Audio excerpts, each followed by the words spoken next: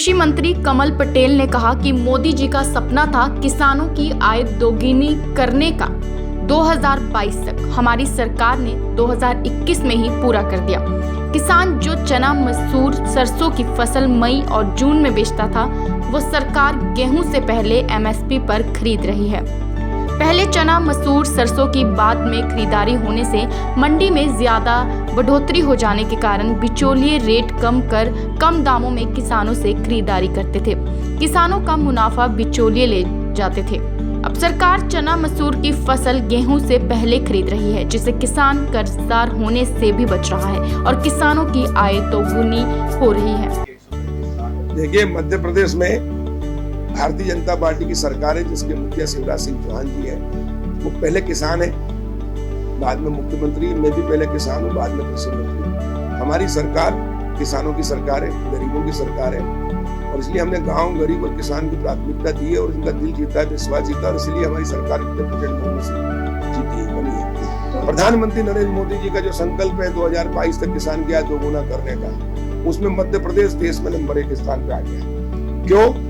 हमने 2021 में ही माननीय प्रधानमंत्री जी का संकल्प को पूरा कर दिया है। शिवराज सिंह चौहान जी के नेतृत्व में हमने चना, सरसों, मसूर, जो गेहूं से पहले आती रबी की फसल, चना असिंचित भी होता है, फरवरी में आ जाता है, लेकिन खरीदा जाता था मई जून में। सरसों, मसूर भी मई जून में, और इसलिए किसान 86% यानी 86% किसान सीमांत और लघु किसान है, यानी 5 एकड़ से कम है।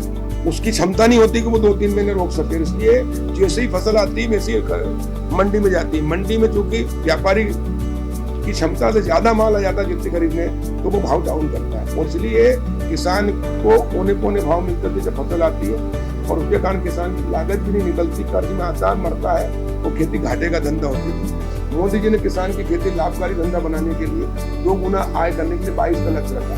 लेकिन हमने जो नीति में परिवर्तन किया, पिछले साल जैसे ही मैं कृषि मंत्री बना, मुझे पता लगा कि 25 क्विंटल चना, सरसों, मसूर खरीदते हैं, और ये मनमोहन सिंह के समय का ऑर्डर निकला हुआ था। उसको मैंने भारत सरकार से चेंज करवाया। माननीय कृषि मंत्री जी को बधाई देता हूँ, नरेंद्र सिंह जी को, और मैंने भारत सरकार के सेक्रेटरी से भी बात की, और उसके बाद हटाया। कमलनाथ जी 19 क्विंटल छिंदवाड़ा में खरीदते थे चना, और बाकी प्रदेश में 15। सरसों 13 क्विंटल खरीदते थे, जबकि होती 20-20 क्विंटल से ऊपर, और इसलिए मुख्यमंत्री जी के मार्गदर्शन में हमने 20-20 क्विंटल किया, सीमा हटाई। उसके कारण समर्थन मूल्य पे माल आने लगा, तो व्यापारियों को माल नहीं मिला। व्यापारी को माल नहीं मिला तो उद्योगों को सप्लाई नहीं हुआ, और उद्योगों को सप्लाई नहीं हुआ तो उद्योग बंद होने की कगार पे आए। तो उद्योगपतियों को मजबूरी में व्यापारियों को रेट बढ़ाने पड़े, और समर्थन मूल्य से ऊपर बिकवाने में हम पिछली बार सफल हुए। जहाँ सरसों औसत 3000 फुट बिक रही थी, वो 4500 से 5600 बिक रही।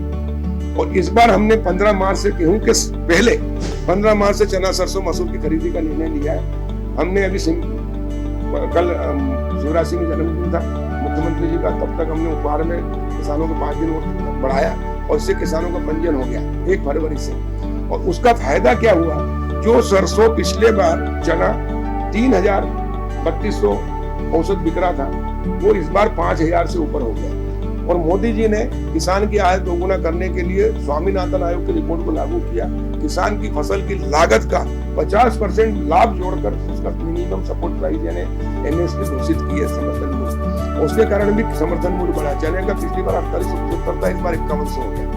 मसूर का भी 5100 हो गया। सरसों का 4425 था, वो 4650 हो गया, 250 बढ़े। कांग्रेस के राज में 2 रुपए 5 रुपए नहीं बनते, लेकिन यहाँ 200, 250 रुपए बढ़ रहा है। उसके कारण किसान को एक तो समर्थन मूल्य, दूसरा हमने खरीदी पहले करी, तो जो 86% किसान आधी कीमत में बेच देता था, खाता था, और इसलिए वो कर्ज में आता था, तो जीवन भर कर्ज में रहता था। अब नहीं रहेगा। अब पूरा किसान 100% समर्थन मूल्य पर खरीदी करेगा, मिलेगी, और समर्थन मूल्य पर खरीदी मिलने के कारण व्यापारियों को माल नहीं मिलने की संभावना होगी, और इसलिए व्यापारियों ने रेट बढ़ा दिया।